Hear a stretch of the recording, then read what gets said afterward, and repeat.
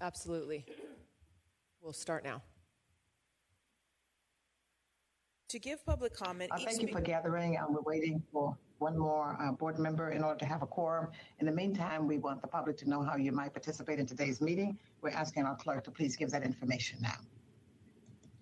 To give public comment, each speaker needs to follow a three-step process. First, at any time during the meeting, the speaker can dial 888-251-2949 and enter the English or Spanish access codes. English access code is 83, that's incorrect. The English access code is 8231160 #. The Spanish access code is 4544724 #. This number and the access codes are also listed on the agenda for this meeting, which can be found at boardagendas.metro.net. For speakers watching the video feed, there is a 30-second lag behind the actual meeting. If any speakers are watching on video and want to give public comment, they should dial in early to make sure they don't miss the chance. Second, once a speaker dials into the public comment line, they have to indicate which item they want to speak on. When their item comes up, the speaker should press #2 to raise their hand to speak. Third, when it is the speaker's turn, the moderator will call out the last 4 digits of the phone number and unmute the speaker. If the speaker is listening to the meeting on another device, they will need to mute their speakers and microphone on that device to prevent an echo. Speakers will have 1 minute to make their comment or 2 minutes including translation. Consistent with the board rules posted on the agenda, individuals requesting to speak will be allowed to speak for a total of 3 minutes per meeting on agenda items in 1 minute increments per item, plus 1 minute for general public comment. Written public comments must be received by 5 p.m. the day before the meeting. Please include the item number in your comment and your position of for, against, general comment, or item needs more consideration. You may email your comment to boardclerk@metro.net or mail it to Board Administration, 1 Gateway Plaza, Mail Stop 99-3-1, Los Angeles 90012. Board members and staff, please be sure to mute your phones when not speaking to enable others to clearly hear the presentations. Thank you. Thank you very much. Madam Clerk, could we have roll call?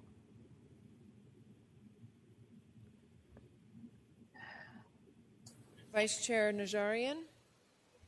Here. Director Barger. Director Butts. Director Solis. Director Tavares. Present. And Chair DuPont Walker. Present. It appears we still do not have a quorum. That is correct. Okay. I have asked if Mayor Butts needs IT help, so I am waiting on a response for that. All right. I sent him the link, so I think he's trying to get on. Okay, thank you for the update. Oh, Can you guys he hear has me? arrived. And Mayor Butts for our quorum. Butts is in the game. I'm here. The quorum is present. I'm here. Thank The you. deal maker. Good morning, Mayor Butts. Press power. We're so glad to have you here. Thank you. I think I had a Thank you all bandwidth for issue. gathering. We do have a quorum now, but before we begin on today's agenda, I'd like to make a brief announcements about how we propose to handle the agenda today. Item 9, the update on the West Santa Ana branch, and item 12, the update on the East Side Transit Corridor Phase 2, have been withdrawn from this meeting. These items, item 9 and 12, instead will be heard at the full board meeting next week. So members of the public who are here to speak on those items, we thank you for coming, and please put on your agenda April 28th, when those two items will be held on the full board agenda. So after the consent calendar today, we will proceed with item 8, the NoHo Pasadena Bus Rapid Transit Project. We're taking that out of order because there are a lot of stakeholders who have expressed an interest on that item, and we must complete before we lose our quorum at 11:30. So thank you for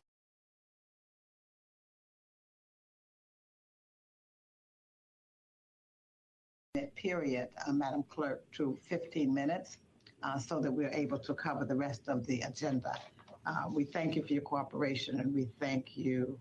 And if we don't get to you on the line, please stay on the line, and we will take the remainder of the comments in general, public comment, when the remainder of the board members will be able to be here. We thank you for your comments and always look forward to the full board meeting.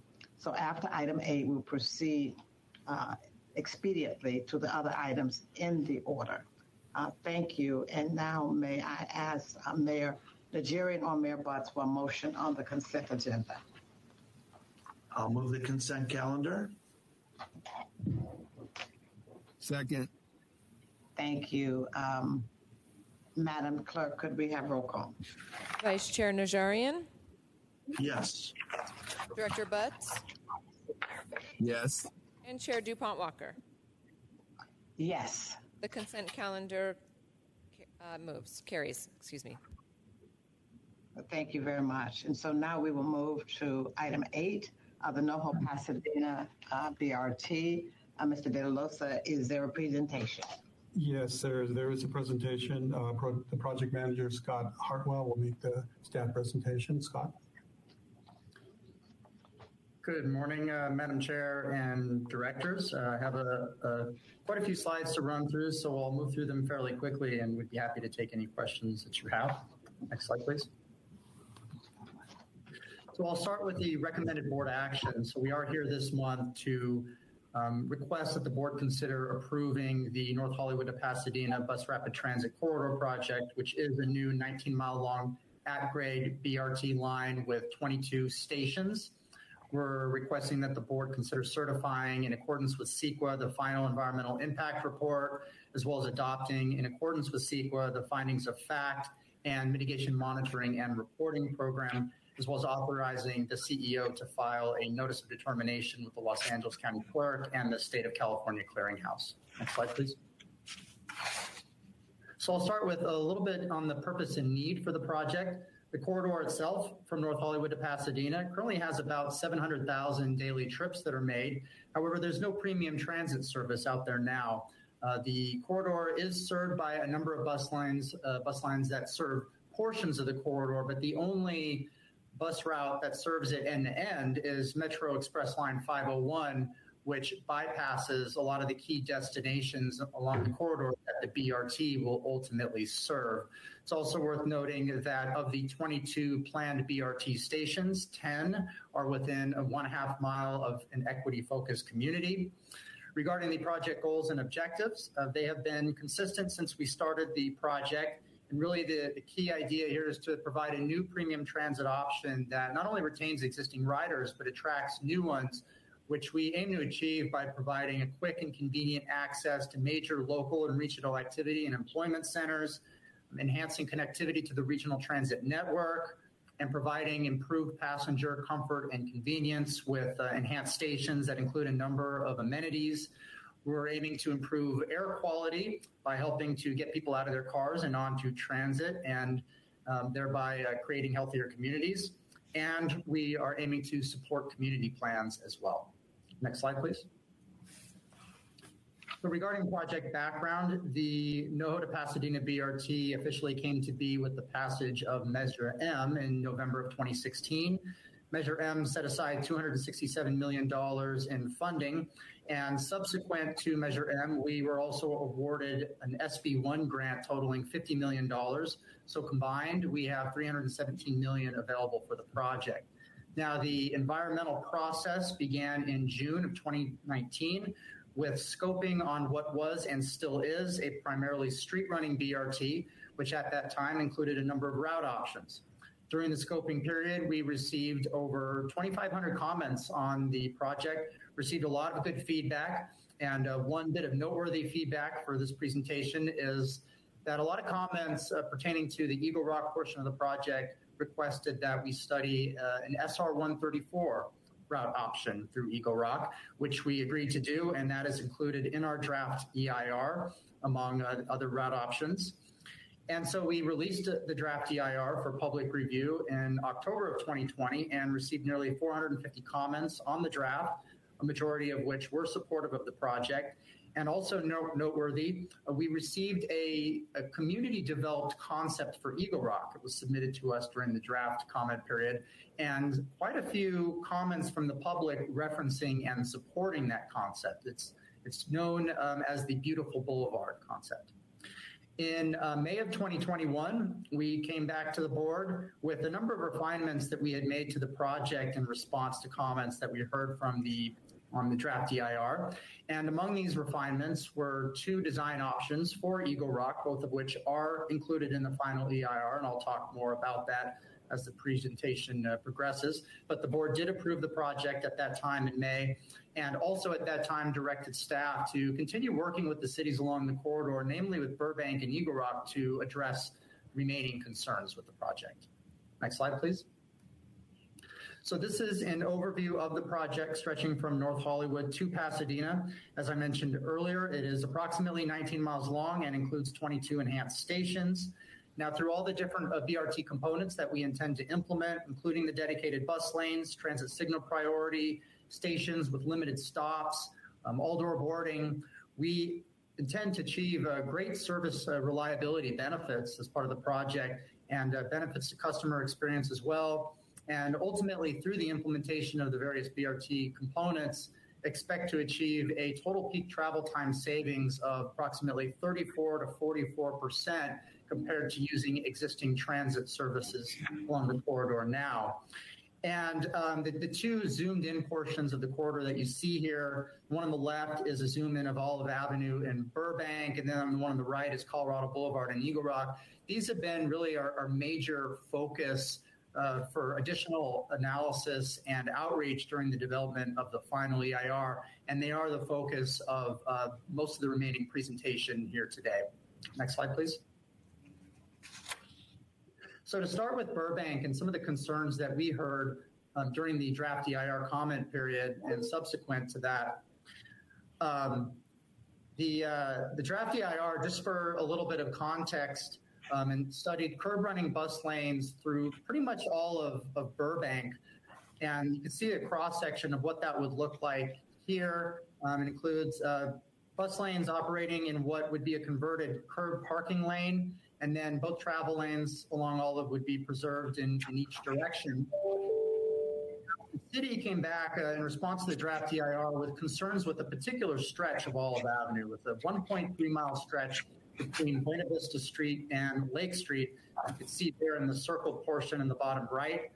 Now, their concerns were on a few different levels, one of which was the loss of all the on-street parking in this area. And in addition to that, they expressed concerns with potential conflicts with loading zones. There's a number of businesses in this area who are concerned about that. And also the city expressed concerns with the narrowing of sidewalks and the street widening that would be required in order to make the bus lanes fit. So typically with curb parking lanes, they're not wide enough to accommodate buses the way a travel lane would. So in order to make them fit, we would have needed to take 1 or 2 feet of sidewalk in each direction in order to widen the bus lanes enough for the buses. And so the city was concerned about that as well. Next slide, please.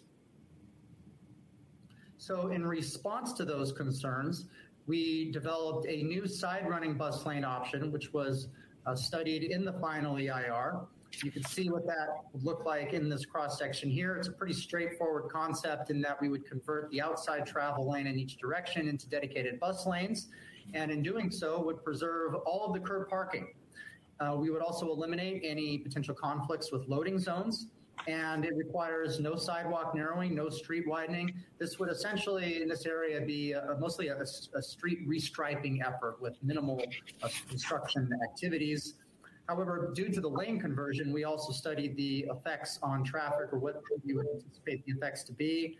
And we discovered a couple of things. So for Olive, with the lane conversion, we would actually anticipate a pretty large reduction in traffic volumes on Olive.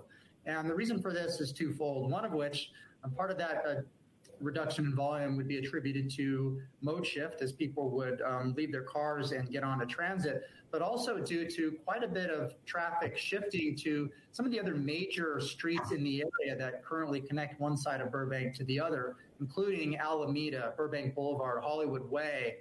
And when we looked at those streets and their existing traffic volumes, we determined that they could handle the added traffic from the diversion without any kind of meaningful change in traffic speeds on those streets.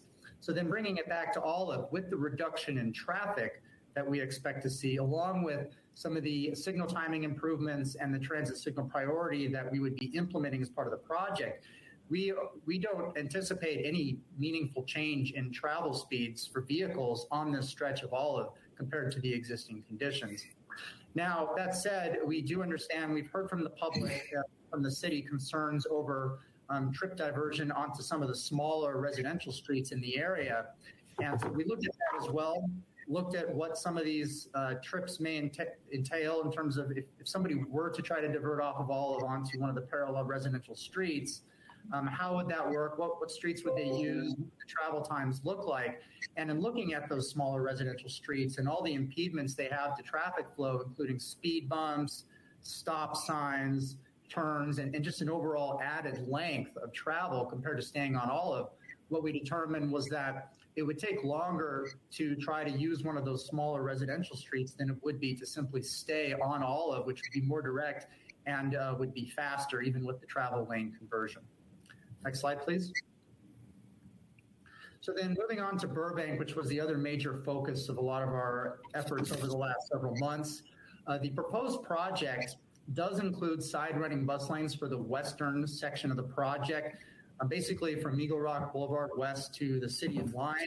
This segment was approved by the board in May 2021, and the community has been generally supportive of this section. We haven't received a lot of concern or controversy related to this section. Really, the focus from the community has been on the area east of Eagle Rock Boulevard. You can see in that circled area there on Colorado, between Eagle Rock Boulevard and basically where we would get on the freeway at the eastern end of Linda Rosa Avenue. And so some of the recurring themes and preferences that have been expressed by the community include the desire for the BRT to operate in a median running configuration in this stretch. That was reflected in the community developed concept that we received during the draft EIR comment period. We've also heard loud and clear desire to preserve and enhance bike lanes. And we've heard from pretty much all sides in the community a desire to preserve as much parking and median space as possible. Also to prioritize safety on Colorado Boulevard for all the different users, and a desire by many to minimize traffic effects, including diversion into residential neighborhoods. Next slide, please. So the EIR did study two design options for the section of Colorado east of Eagle Rock Boulevard. The first option is shown in that rendering directly to the right, would retain both travel lanes in each direction, but significantly reduce the amount of parking and landscaped medians. Now, the second option, shown in the rendering in the bottom right, would convert one travel lane in each direction into bus lanes, and in doing so would retain much more of the parking and more Colorado. Now, from a BRT perspective, both are essentially equivalent in terms of BRT performance. They're basically the same configuration. They're both center median running. The stations would be configured the same. Really, the key difference between these two options is what happens to the rest of the street in order to make the bus lanes fit. Now, both options would include the same set of safety improvements and would include buffered bike lanes. Next slide, please. So staff is recommending the second design option. This is the option that would convert one travel lane in each direction into dedicated bus lanes east of Eagle Rock Boulevard. So you see in the rendering there to the right, this is looking to the east approaching Eagle Rock Boulevard. This is where the travel lane conversion would take place. As you can see there in the eastbound direction where the two travel lanes become one. And there's a number of reasons staff is recommending this option. One of which is that this option would be the most compatible with the city's ATP plans for Colorado. So the city of LA is currently working on a number of improvements for pedestrians and other types of improvements for Colorado. This project is already underway. And one of the chief components of it is a series of curb extensions at various intersections that would shorten the distance for the crosswalks. And after multiple design meetings we've had with the city, we determined that this is definitely the most compatible of the two options with the city's project. In addition to that, this option has the most public support, a stronger public support, and is most similar to the community developed concept that we received. It improves safety for all street users, and we would anticipate minimal traffic diversion onto neighborhood streets, for the same reason that we don't anticipate it in Burbank as well. And that's because when we looked at the alternatives to Colorado in this area, whether it's Yosemite or Hill, those streets really would require one to go pretty far out of their way. It would add a lot of length to the route to try to get from one Burbank to the one side of Eagle Rock to the other, and with a lot of traffic impediments like stop signs and so forth. I mean, we think it would be faster to stay on Colorado than to divert to one of these other streets. Next slide, please. So just to recap the recommendations for Eagle Rock, we are recommending that the board approve the design option, which does add one dedicated bus lane in each direction on Colorado, reduces the number of mixed flow traffic lanes to one in each direction east of Eagle Rock Boulevard, and does preserve much more of the parking and provides additional landscape medians. In Burbank, we are requesting that the board approve the side running bus lanes as they are described in the final EIR for the stretch of Olive between Buena Vista and Lake. They do add dedicated bus lanes in each direction and reduce the number of mixed flow traffic lanes to one in each direction, and preserve the existing curbside parking as well as left turn lanes and so forth. Next slide, please. So to recap the outreach that we conducted during the final EIR, we conducted a pretty extensive outreach focused on Burbank and Eagle Rock, including a series of virtual public meetings that were intended to present the design options, both for Eagle Rock and Burbank in the fall of last year. And we presented the trade-offs between the options, heard feedback from the public, and over 300 people attended those meetings. In addition to that, we walked the corridor, both Olive Avenue and Burbank, as well as Colorado and Eagle Rock, to directly engage with the businesses, talk to them about the design options and hear what they had to say. In an effort to reach our riders, which we know is extremely important, we conducted a series of rider surveys again, focused on Burbank and Eagle Rock, and received nearly 400 completed surveys in the fall of last year. We conducted several project briefings with key stakeholders and participated in an in-person open house in Eagle Rock that attracted 200 attendees. We had a lot of nice graphics that, again, displayed the different design options for Colorado, included the trade-offs. We were there to answer questions, and a survey was distributed to the attendees asking for their input on the design options, and we ultimately received 176 of those surveys. And Scott, on a high note of stakeholder involvement, I'm conscious of the time. Could we maybe stop here and because we got limited time for ending before I walk. Sure. Thank you so much. Thank you so much. Thank you for the presentation. As I said at the beginning of the meeting, this item will be on the non-consent agenda for the board next week, which means that everyone who will not get a chance to speak in the 15 minutes allocated in today's meeting should be able to speak at that time. We do hope to have a recommendation for today. I'm really happy to see this project move forward and congratulate the staff, the entire staff, on your hard work, especially your responsiveness and listening to the community.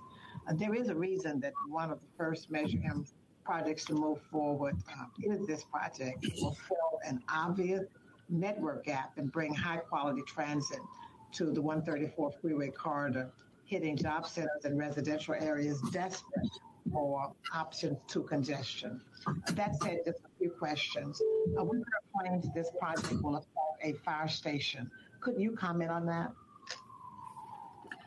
Certainly, yeah. So yeah, we're aware. It's Fire Station 42 off of Colorado Boulevard, and yeah, what we'll say is we're very early in the design process, but we fully intend to coordinate with the fire station, with the fire department as a whole as we advance design. Right now in this area, and we've looked at it from a technical standpoint, there's currently a break in the existing medians along Colorado in front of the fire station that allows fire trucks to turn left in and out of the station. And from a design standpoint for the BRT, it's going to be a straightforward solution to make sure we maintain access for the fire station, which we will we absolutely have to and will do, and we'll work with the fire station to determine the best way to do that. One potential solution being just simply maintaining the break in the median at that location. Great. We also understand that. I'm sorry, Mr. Edlow. I was just going to say that the project in the next phase would go through city permitting processes, which includes review by the fire department and all relevant impacted departments. So they will be involved in the design to make sure that that we maintain their access. All right, thank you. I also understand that Councilmember De Leon has taken a position of support on the design option that preserves the most parking, but that his office is seeking several assurances about the project. So one of the things his office is asking for is a dedicated liaison and community leadership council for Eagle Rock. I'm sure this project's construction relations team will be standing these up, but can you tell me when this will happen? Yeah, I'd actually like to defer to community relations if they're on the call.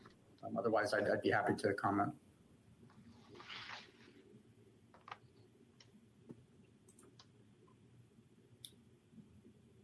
Yeah, hi. Tito Crota here, Community Relations, Metro Community Relations. Yes, the good thing that Metro does when it comes to construction relations is each project gets a dedicated team of construction relations, community relations folks. So that is programmed here for this project, and it will be, as it is for every Metro construction project, will be the case. So we anticipate having a local outreach office as well as a local community relations team that will be dedicated specifically for this project. So that's the intent. Yeah, thank you. But my question was when, and you can respond to that maybe at the full board meeting. Thank you for that assurance. Lastly, we hear concerns about a cut-through traffic and other neighborhood effects. Can you commit to working with the city to prevent cut-throughs and these effects? Yeah, absolutely. As I mentioned during the presentation, we don't anticipate much in the way of cut-through traffic. However, we will be working closely with the city, with LADOT, as we move forward with design, and we'll look at the potential need of any additional traffic calming measures or anything the city feels they may need to address those issues should they arise. Thank you. Director Najarian and Director Butts, do you have any questions or comments? No, not at this moment, but I reserve the right to open up my can of comments perhaps at a later time. Right. Director Butts? No comments. Okay. Madam Clerk, could we have our question and answer period? As a reminder, if you'd like to make a comment, please press #2. First caller, please. Moving on to our first caller. Caller ending in 2397. Please state your name. You have 1 minute to state your comment. Yes, good morning. Jeff Salamontes, Mayor of the City of Burbank. Good morning, Madam Chair, committee members, and staff. With 1 minute, I'm going to have to obviously cut back on my comments, but nonetheless, Burbank City Council supports a project which will expand regional transportation, connect Burbank jobs to frequent and reliable transit, and support the city's 12,000 new housing unit goals. 3 changes will be made to the project to ensure the success of the project and to build and protect Burbank neighborhoods. The project must connect to Metrolink. Metro should work with the city to develop a reconfigured olive bridge and BRT station above Metrolink and should work with the city to secure outside funding and develop a separate project for this improvement. The project will be built as mixed flow on Olive Avenue between Buena Vista Street and I-5 until the project demonstrates ridership that justifies the potential to create cut-through traffic neighborhood impacts contrary to the city's general plan. The project must provide additional funding for active transportation and neighborhood protection. The city of Burbank remains committed to its partnership with Metro to improve regional transit and provide competitive travel options. We look forward to working further with the Metro Board of Directors on this important improvement. Thank you very much, everybody. All right, moving on to our next caller in queue. Caller in again 6569. Please state your name. You have 1 minute to state your comment. Hi, my name is John Kerr. Can you hear me? Yes, we can. Awesome. Thank you. My name is John Kerr. I am a resident of Eagle Rock, and I'm calling in support of the one travel lane per direction, beautiful boulevard inspired option. I think that over the years that we've been talking about this project, it's time for no more delay. The promise of bus rapid transit is that we can be implemented quickly and affordably to improve transit objects for all. We've had enough delay. It's time to make this project a reality and move forward, approving Metro's recommended design of one lane in each direction. It'll preserve our medians, preserve our parking, make transit a priority, and include an increased travel speed for all users of Metro. Thank you. Okay, moving on to our next caller in queue. Caller and again 1610. Please state your name. You have 1 minute to state your comment. Good morning, Madam Chair and Directors. My name is Natalie Friedberg, speaking on item 8. I've been an Eagle Rock resident for 33 years and firmly believe the one-lane option known as the Beautiful Boulevard will be best for our community. I'm also president of a nearby Chamber of Commerce and have been actively helping underserved restaurant owners in the community for 2 years, many of whom expressed support for this option as it will preserve more parking, al fresco dining plazas, and help their employees travel more quickly and efficiently. Board members, our council member sent a letter last year asking Metro staff and the community to look at additional options, and that has been done. Between that work and community support, the path forward is clear. Thank you for your time and votes for this option. Okay, moving on to our next caller in queue. Caller and again 9929. Please state your name. You have 1 minute to state your comment. Hi, my name is Michael McDonald, and I live in Eagle Rock. Thank you to the board and to Metro's project team for listening to our community and providing a design that brings us high-quality transit in dedicated bus lanes, along with a safer, more walkable, and business-friendly Colorado Boulevard. I support the staff-recommended alignment and urge you to approve and certify this important project without further delay. This plan has wide support from the Eagle Rock community, a fact that is emphasized by the support of our elected representative, Councilmember Kevin DeLeon. As this project moves towards implementation, it is critical that Metro sets up BRT for success by providing mitigations and a business interruption fund to support local small businesses, and that Metro work with the Eagle Rock community to fine-tune the design and station location at Casper Avenue to preserve existing al fresco dining areas. Thank you. Okay, moving on to our next caller in queue. Caller and again 0109. Please state your name. You have 1 minute to state your comment. Hi, my name is Sweeney. I'm an Eagle Rock resident, a homeowner, and transit user. I'm also part of the steering committee of the Beautiful Boulevard, and I want to fully support Metro. Caller, we cannot hear you.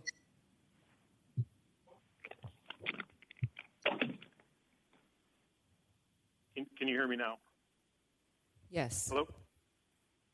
Hi, sorry. My name is Mike Sweeney. I'm an Eagle Rock resident. I'm a homeowner. I'm a transit user, and I'm part of the Beautiful Boulevard Steering Committee, and I 100% support staff's recommendation for the one-lane option for all the reasons that have been stated before, but also for the incredible safety improvements it will deliver. This project, the Beautiful Boulevard, and this option has been supported from the beginning by all of the neighborhood schools for exactly that reason. It's time to make Colorado safe. It's time to make it green, and it's time to get this project built. Thank you so much to staff. Thank you to the board and the commission. Okay, moving on to our next caller. Caller Ennigan 1901, please state your name. You have 1 minute to state your comment. Vera Golikova-Abru, longtime resident of Eagle Rock, and I take public transportation, and I applaud your efforts, Metro, for trying to make things better. However, an option of a shared BRT lane, mixed flow, has not been discussed. It's not on the table, and it should be. Do not approve a single lane. I believe that it is restrictive. It will hurt businesses. And, for example, yesterday we were down to one lane because of filming, and we couldn't get to our restaurant, our favorite one across town, and so we went home, and that business lost our business because of the traffic flow restriction. Please support a mixed use, share the lane. BRT should share the lane through Eagle Rock. Thank you. Okay, moving on to our next caller. Caller Ennigan 2282, please state your name. You have 1 minute to state your comment. Yes, good morning. My name is Jane Demian. I'm a resident of Eagle Rock. I support the one-lane option for a portion of Colorado Boulevard.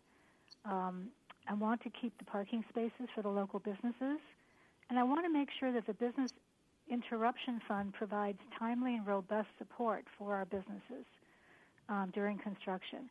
I would like to know if there's going to be a citizens' oversight of this project so that the businesses are supported. I also want to make sure that any bottleneck traffic that's created on either side of the one-lane option is avoided so that we have a clear flow and safety is maintained throughout the area. And that's my comment. Thank you very much. Okay, moving on to our next caller in queue. Call in user 1, please state your name. You have 1 minute to state your comment. Mona Field, longtime resident, speaking as an individual in Eagle Rock. The road diet is a terrible, terrible idea. Our residential streets will be overrun with angry, frustrated drivers who want to get along and not be stuck in one lane. We should have mixed flow. Pasadena ruled out the special lane from the beginning. Pasadena residents don't have to put up with a road diet. They have mixed flow. We deserve the same. I know you're too far along in the process to give us mixed flow option, but please don't put us on a road diet. You've seen what happens. There's incredible road rage, and instead of our residential streets like Hill being saved for mostly walking and very relaxed driving, we will see people speeding, going through stop signs. We will see problems, including fatalities on our peaceful streets if we are put on a road diet. Please, the bicycle lobby is who they're talking about when they talk about Boulevard Beautiful, community-based. It's a lobby that's well-funded. Okay, I do apologize. That is 1 minute on the timer. Moving on to our next caller. Caller Ennigan 5605. Please state your name. You have 1 minute to state your comment. Hi, my name is Kim, and I am very opposed to the one-lane option. And I'd like it to be known that several of the people that did come up with this, the Beautiful Boulevard people, are city planners, architects, Department of Transportation employees, and Metro executives who are all Eagle Rock residents who have held this plan out to be something that's community-based. It is not. Most people in this community are opposed to this. The final environmental report should not be accepted due to the multiple fire code violations. Fire marshal's never been spoken to. Not even Engine 42, our fire station, has been consulted on this. The fact that the report shows these being blocked off should just be on its face enough that this report should not be acceptable. It needs to be redone. It does not give us any confidence that these people know what they're doing with this. And road diets have been proven to delay response times, and Colorado Boulevard cannot be one lane in any portion of it without causing fire department to have lag times getting to emergencies. Okay, moving on to our next caller in queue. Caller Ennigan 9740. Please state your name. You have 1 minute to state your comment. Hi, my name is Ken Levy, and I am a longtime Eagle Rock resident. I am totally opposed to the one-lane option. I believe that it is a classic example of the difference between an idealized proposal and the reality that we will have to deal with. There are going to be bottlenecks. There are going to be restrictions. There will be road rage. Once this is started, it's not going to be able to be reversed in time. I think if this goes through, there will be a lot of regret for a preventable error. I'm totally opposed to this. Please reconsider while there is still time. Thank you. Okay, moving on to our next caller in queue. Caller Ennigan 7506. Please state your name. You have 1 minute to state your comment. Hi, my name is Ryan. I'm a homeowner in Eagle Rock. I live less than a block away from this proposed BRT in Colorado, and this project is something we've been waiting for a long time now. So I strongly urge you to support this one-lane travel option, which is the beautiful Boulevard option. I support this. I'm not in any way affiliated with Metro or an engineer or anything like that. I think it just has lots of support from people I interact with and our local officials around here. We just can't continue to keep LA without better transit. So we need to start with this BRT on its own dedicated lane, because mixed flow or anything like that is just a vote for the status quo, which is the continuation of often slow public transit in this area and in Los Angeles. As Eagle Rock residents, we just want a more walkable, transit-friendly Eagle Rock that makes our downtown more beautiful, and that starts with the BRT. Some people have talked about road rage, but as you live here, you know people speed down Colorado all the time, so any traffic calming measures is going to really make this a more walkable, better area. Okay, moving on to our next caller in queue. Caller Ennigan 1535. Please state your name. You have 1 minute to state your comment. Hi, my name is John Boo, and I'm an Eagle Rock homeowner and voter, and I'm asking the board to approve the BRT with the recommended and broadly supported Colorado Boulevard one-lane, a.k.a. Beautiful Boulevard option, and to implement it without delay. I chose to put roots in Eagle Rock because it's an older neighborhood built to human scale around the old yellow car, and I love how walkable and accessible transit it is. So any effort to improve that is something I support. And yeah, that's it. Okay, moving on to our next caller in queue. Caller Ennigan 2239. Please state your name. You have 1 minute to state your comment. Yeah, hi there. My name is John Angelisti. I'm a resident of Highland Park and a bus rider, particularly 81. And I fully support the beautiful Boulevard option. This is an area that a lot of residents from Highland Park use to transit and use a transfer. And I think one detail that is really significant is the right to shade. With this option, with the Boulevard option, that folks, after working a long day or getting ready to work a long day, actually have shade and have trees along the route. And the option itself is a beautiful human scale, and I think it's really wonderful what the community has come up with. Thank you. Okay, moving on to our next caller in queue. Caller Ennigan 2900. Please state your name. You have 1 minute to state your comment. Hello, my name is Hillary Norton, and I'm an Eagle Rock resident of 30 years, and I live 250 feet from Colorado Boulevard, and I am fully support of the beautiful Boulevard plan. As a California Transportation Commissioner, this is exactly what we are focused on in terms of moving people into new transportation, and one that is going to be a beautiful addition to our wonderful community. I also want to make it clear that we are not talking about just one travel lane. We're talking about one bus lane, one vehicle lane, one bike lane. We have 3 travel lanes, and that's important. We're just traveling in multi-modes, and it's about time. And I'm excited about this project, and I want to commend Metro for a very thorough process, and I want to thank the Beautiful Boulevard Committee and also Councilmember Kevin De Leon for making a very wise decision to support the FEIR and the single mixed flow lane, the single bus lane, single vehicle lane, and the bike lane, that we can all travel together safely and wonderfully in this new configuration. Thank you. Madam Clerk and public, this ends our 15-minute comment period. And to those who haven't been able to speak, you may stay on for comments in general at the end and at the board meeting on next week. Either of my colleagues have any further comments?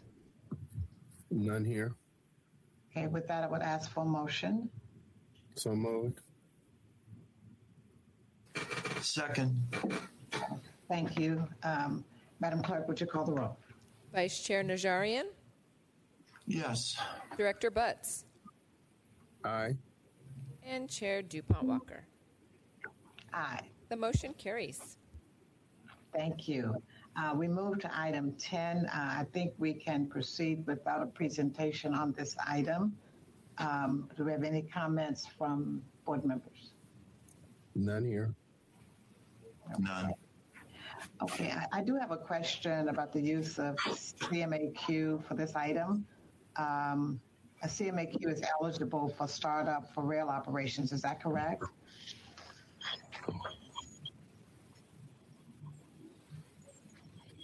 Yes, that is correct. Michael, you want to expand on that? Okay. I believe if Craig Koshijima is on, actually, he would probably be the best to respond. Okay.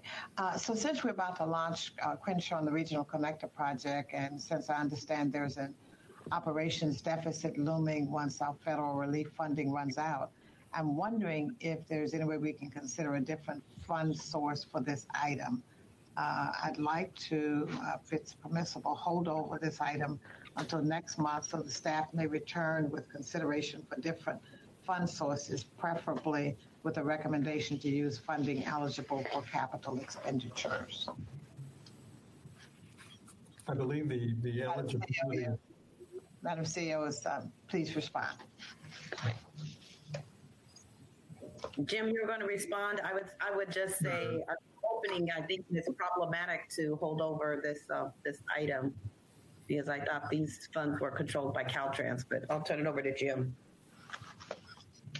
And again, I think that the funds are eligible for startup projects, not general operating dollars. But I think that, Craig, can you expand on that? Sure. So staff believes that there is availability of CMAQ.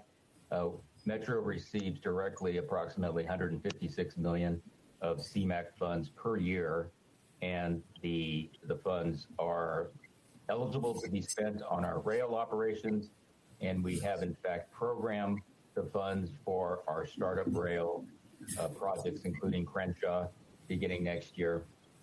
We don't have any immediate capital needs for CMAQ in the next several years, so we do estimate that there is availability of CMAQ funding for the I-10 project.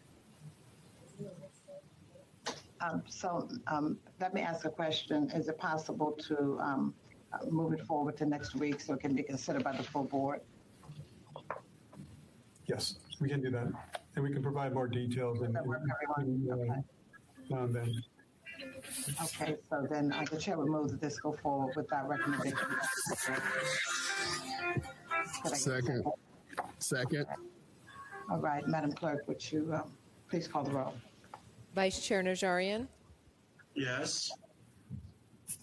We actually need to do public comment, call for public comment on this item first. Oh, I'm so sorry. Thank you. Public comment. As a reminder, if you'd like to make a comment, please press #2 now. There are no hands raised. Okay, we do have a motion and a second. Vice Chair Najarian? Yes. Director Butts? Yes. And Chair DuPont Walker? Yes. The motion carries without recommendation to move this to the full board. Thank you. Thank you for that solution.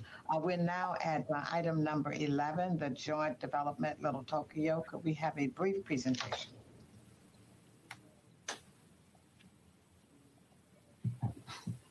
Good morning, Madam Chair and Directors. My name is Nicole Velasquez-Avitia, and I'm a Senior Manager in Joint Development. Next slide, please. Staff is recommending execution of an MOU with the City of LA related to joint development of Metro-owned property and city-owned property adjacent to the Regional Connector Little Tokyo Arts District Station. Next slide. The Metro property is approximately 1.2 acres. The city property is over 7 acres in size.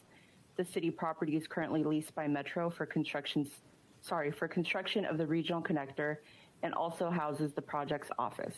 That lease is scheduled to terminate later this year. Next slide, please. So pursuing joint development of the properties is actually required in the Regional Connector's MMRP. From 2018 to 2020, Metro pursued joint development of its property and ran a solicitation process. In November 2020, the process was canceled due to community concerns. In summer 2021, LA City Council passed a motion instructing city staff to negotiate and execute an MOU with Metro for development of both properties. Next slide, please. Key terms in the MOU. The city will procure and manage the consultants needed to support the joint development effort. The city will also lead the process to prepare and issue the RFP. The Metro and city will partner on a robust and broad outreach strategy. Metro will play an active role in ensuring it is consistent with our program standards and expectations. The proposal evaluation committee will include both city and Metro representatives. Next slide, please. If this action is approved, Metro and the city would finalize and execute the MOU. A consultant team would be hired. Metro and the city would partner on developing and implementing the community engagement process later this year with the goal of releasing a solicitation in early 2023. That concludes my presentation, and I'm happy to take any questions. Thank you. If it is okay with fellow board members, could we hear from the public? Yes, it's okay with me. Fine with me. Comment. Thank you.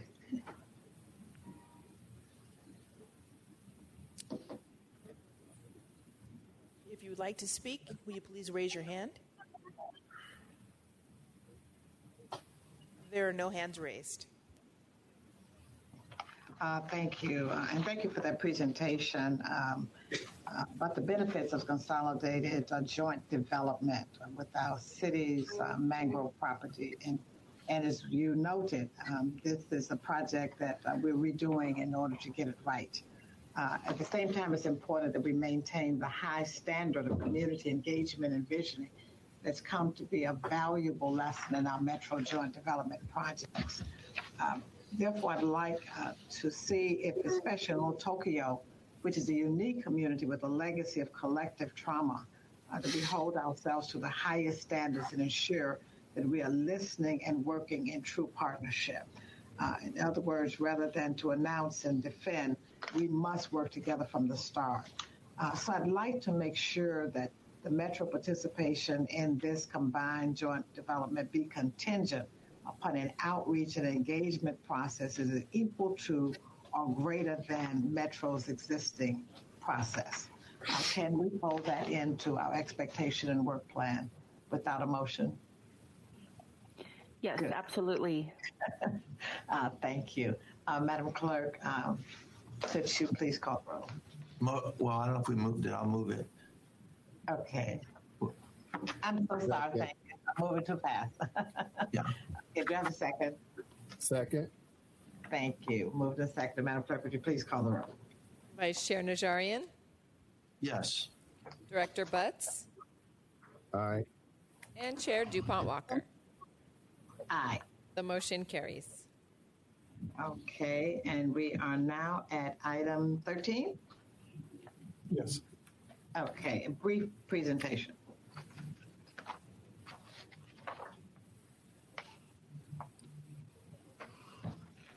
Jeanette, or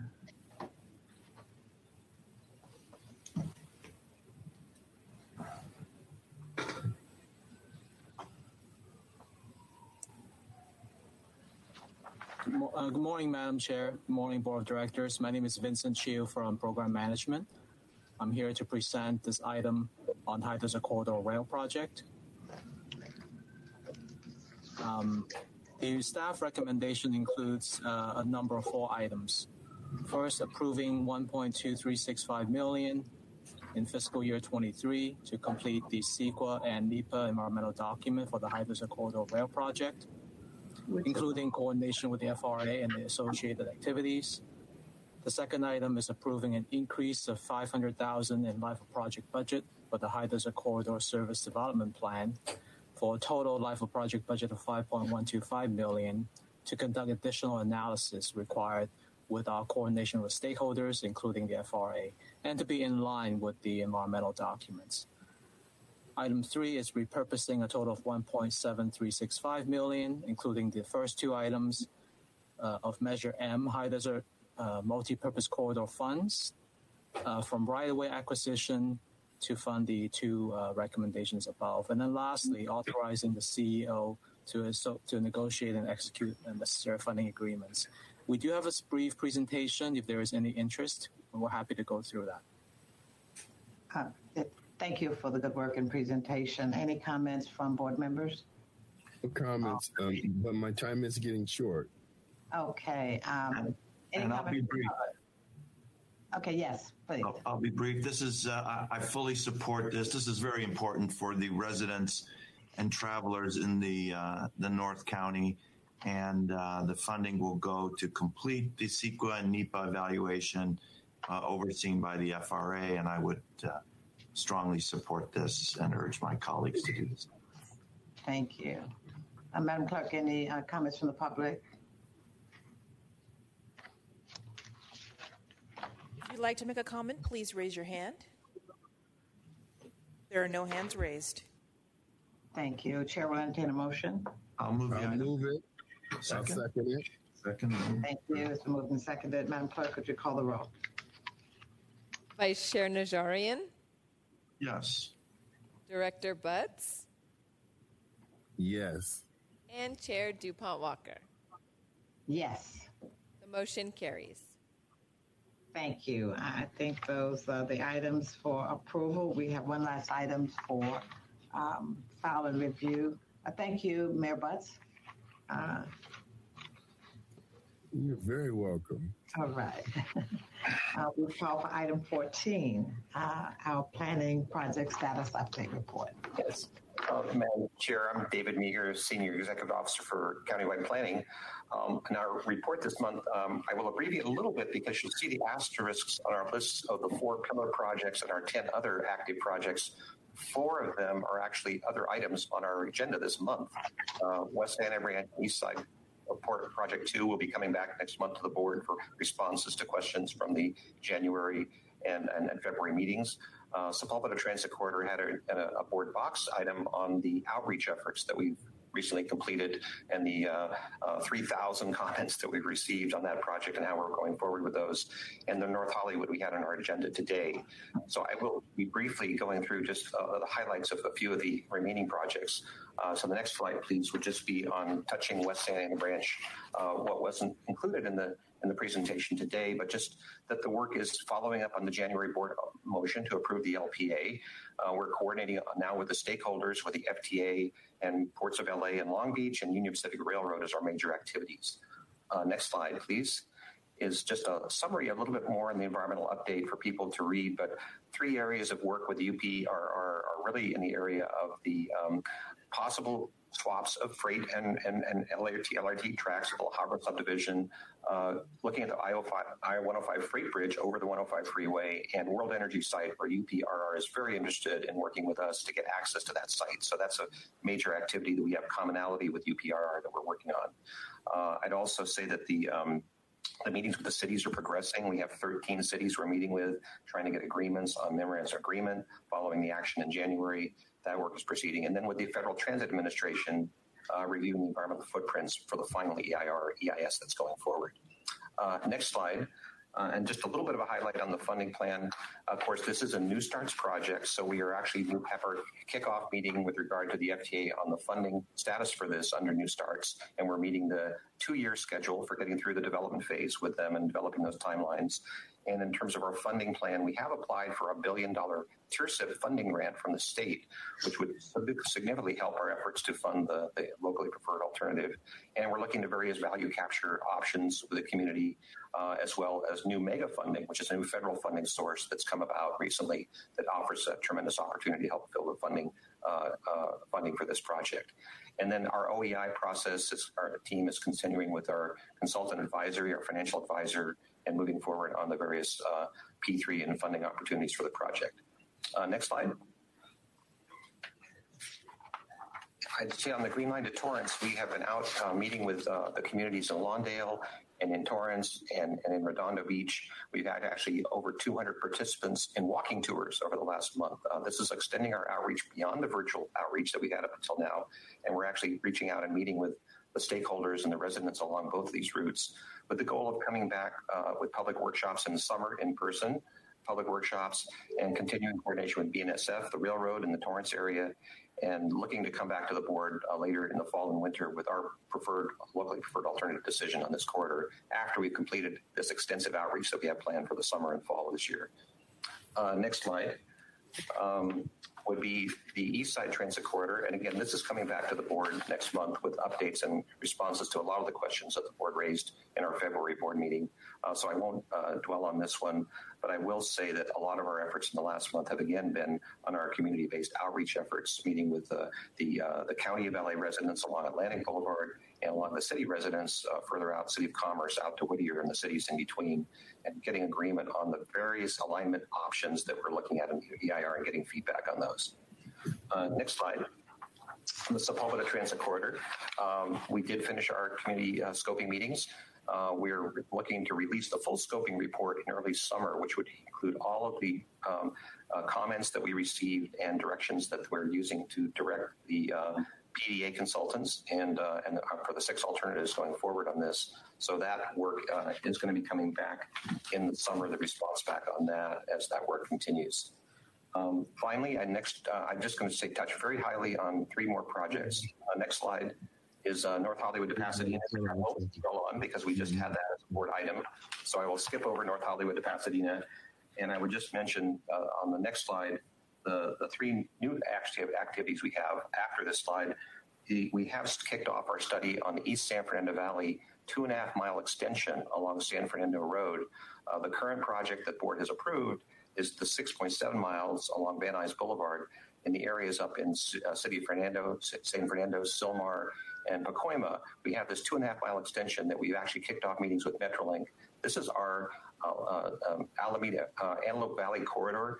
A lot of activity, a lot of potential in this corridor for Metrolink to expand. There's also UPRR that uses this track. And so this study is to look at how we share that track, if we do, with light rail, or various options for having more complete and Metrolink type service that might stop more frequently to serve this area. So we're looking at those 2 things. That's kicked off. We're meeting with Metrolink on that. So I'll move on from that. And we have a rail to river project where the rail to rail, I believe, is something that's the part that's west of the Blue Line. This is the part east of the Blue Line to the LA River. We are going to be coming back in June with a recommendation for how to close this gap between the rail to rail project and the LA River project. And so that's we're still working with the cities on this to come back with that recommendation. So we will be expecting that, bring that back to the board within the next 2 board meetings. And the final, I just want to, I do want to touch on this Vermont corridor because we are looking really forward. Director DuPont Walker has been a real advocate and a leader for us in helping us to do our community outreach in this area. And this Saturday, we're kicking off our next round of community-based partnership program, where we're going to have meetings over the next 3 Saturdays on the April 23rd, 30th, and 7th on various parts of the Vermont corridor, and also a corridor-wide meeting virtually on a Wednesday evening, May 4th. We've been getting great participation from the community out here, and we're excited that we're actually reaching people that traditionally don't participate in the kind of meetings that we have in our project corridors. And so we've been using our community-based organizations to help us reach out to the different community groups that we don't normally attract when we do our normal outreach efforts. And so we're really looking forward to this next round of outreach. We've been getting good participation, and we're looking forward to doing this work over the next month. And thank you, Director DuPont Walker. You actually helped it by attending meetings and helping us to engage the community on this. So we're very appreciative of that effort, and we think it'll allow us to have a much broader view of what we're trying to do in the Vermont corridor as we move forward into the more detailed studies coming forward. So that completes our presentation today for this month. Thank you. Any comments from board directors? None here. Okay. Any comments from the public?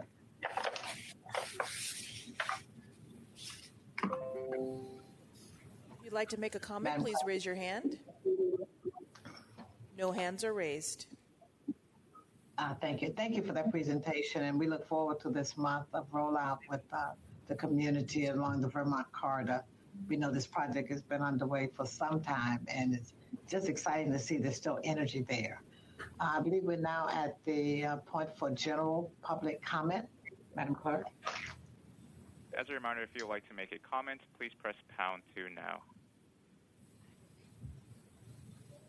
There are no hands raised. Thank you. Thank you to staff. Thank you to the public for assisting us in getting through the agenda. Thank you, board members. Thank you, Madam CEO. Thank you, Madam Clerk. To entertain a motion for adjournment. So moved. Second. We stand adjourned.